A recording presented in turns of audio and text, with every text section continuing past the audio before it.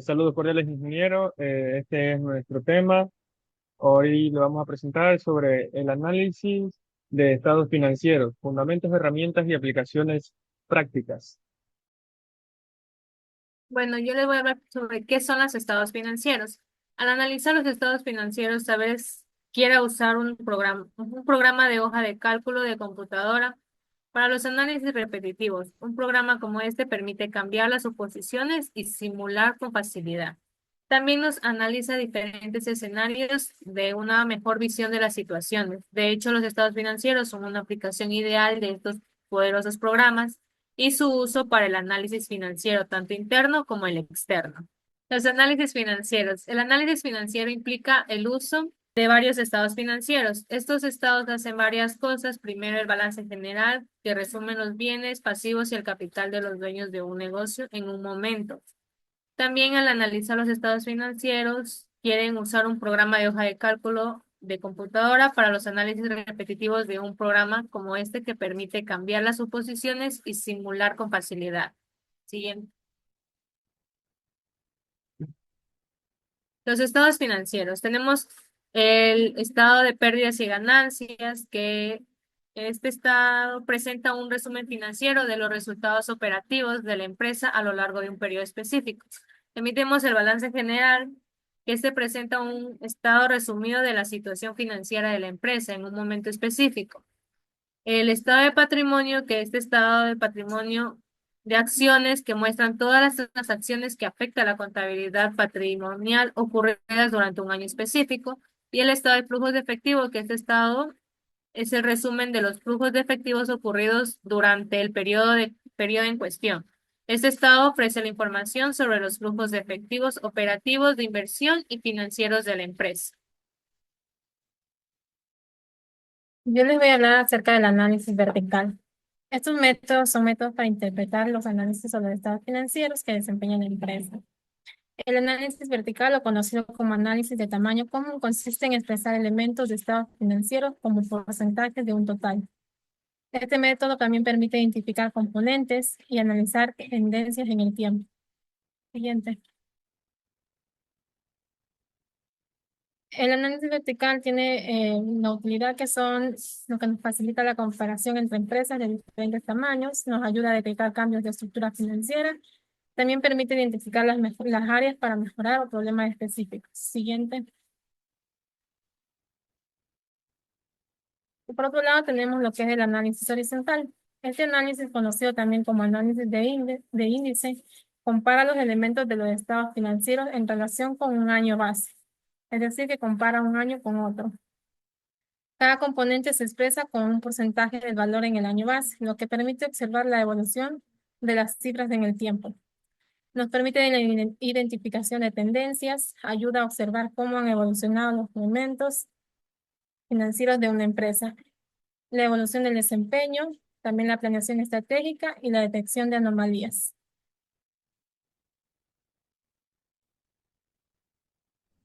Bueno, mi parte básicamente es sobre los ratios financieros y luego se va a ir profundizando un poco más. Pues las razones financieras son importantes porque nos permite evaluar la salud financiera de la empresa y también cómo se encuentra sus actividades operativas. Y también sirve para conocer la salud, tomar decisiones, comparar cómo se encuentra y también detectar riesgos y oportunidades. Entre los diferentes tipos de razones tenemos para la liquidez, de actividad, rendimiento, endeudamiento y también razones de mercado. Y cada una de ellas tiene pues diferentes tipos de razones dependiendo de lo que nosotros queramos buscar o comprar. Por ejemplo, la de liquidez tenemos la razón corriente, que nos indica pues si la empresa es capaz de cubrir las ciertas deudas a corto plazo que tengan, pero dependiendo de los activos o la liquidez que tenga en ese momento. Aquí como podemos ver, ¿qué nos indica sobre la salud? Pues la liquidez básicamente ve si la empresa puede pagar deudas a corto plazo sin problemas, o sea, si tiene una buena liquidez, tiene menos riesgos de impago. En la actividad lo mismo, si usa bien los recursos, va a tener una buena eficiencia. En la rentabilidad, que si está ganando dinero con lo que tiene, pues tendrá alta rentabilidad, que es igual a un negocio sano y productivo. Aquí puse un ejemplo que es súper sencillo sobre la razón del circulante o la razón de donde se puede ver la liquidez básicamente. Aquí, como vemos en el ejercicio, aquí se toma en cuenta los activos y los pasivos. Estos los dividimos y nos va a dar el resultado del ratio. Y el análisis en este caso es que nos salió que la empresa tiene $1.50 en activos líquidos. Es decir, que por cada dólar que debe a corto plazo, esto indica que aunque no sea wow, mucho dinero, pues igual es capaz de poder solventar sus deudas con la suficiente liquidez, que en este caso tiene 50 centavos más.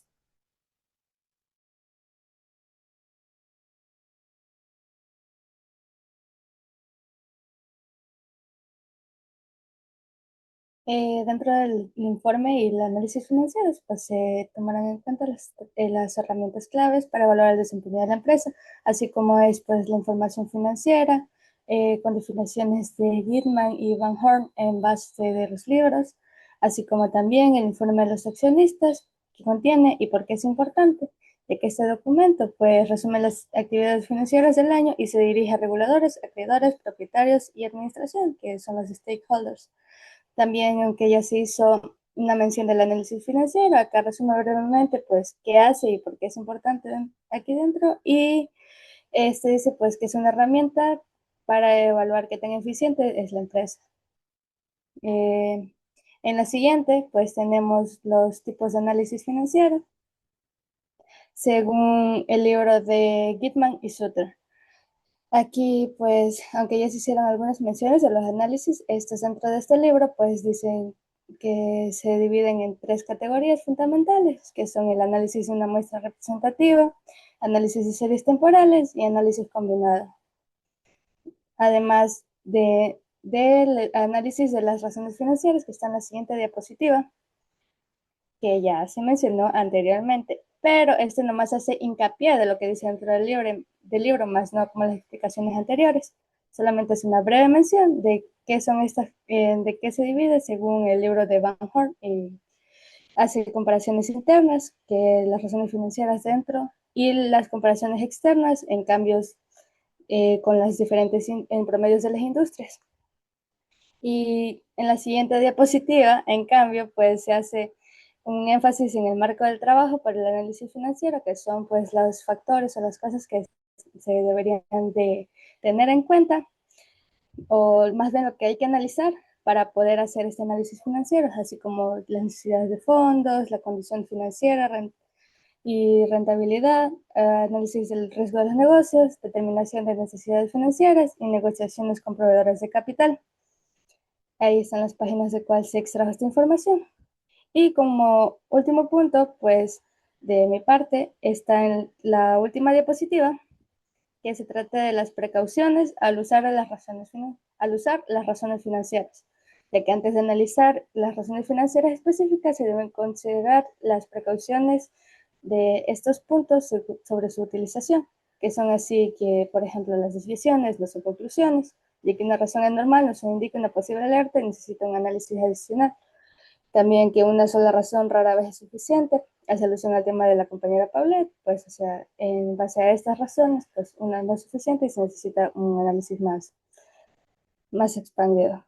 Y que los estados financieros son comparables en el tiempo, los resultados también pueden verse distorsionados por factores como la inflación.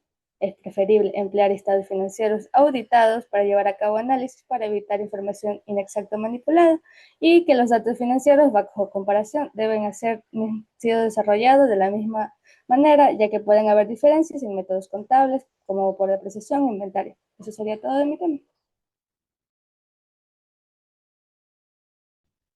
Sobre las aplicaciones, decisiones y conclusiones.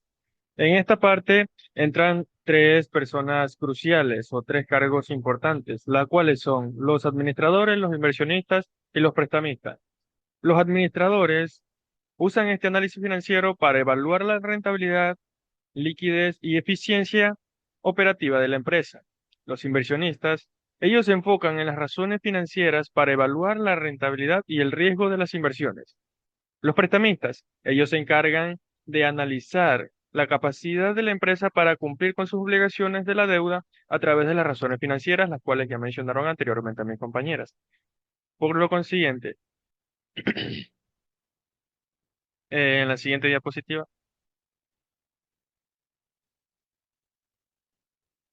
aquí tenemos las decisiones basadas en las razones y tendencias. El análisis de las razones financieras permite identificar tendencias en una rentabilidad, liquidez y eficiencia operativa en la empresa, siendo muy importante en la toma de decisiones, ya que esa es una base para hacer una inversión o hacer un préstamo bancario. También tenemos la tabla de decisiones por tipo de autor. Aquí tenemos los autores, que son los administradores, inversionistas y prestamistas. Aquí su enfoque principal, que los administradores, es maximizar el valor para los accionistas. Los inversionistas, evaluar la rentabilidad y el riesgo de la inversión. Prestamistas, evaluar la capacidad de pago. Aquí tenemos los indicadores claves y como conclusiones tenemos el análisis financiero es una herramienta indispensable para la toma de decisiones informadas por parte de administradores, inversionistas y prestamistas.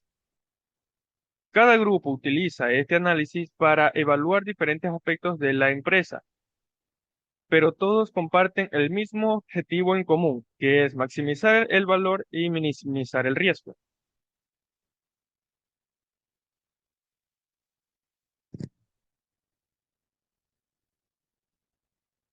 Muchas gracias, mi ingeniero.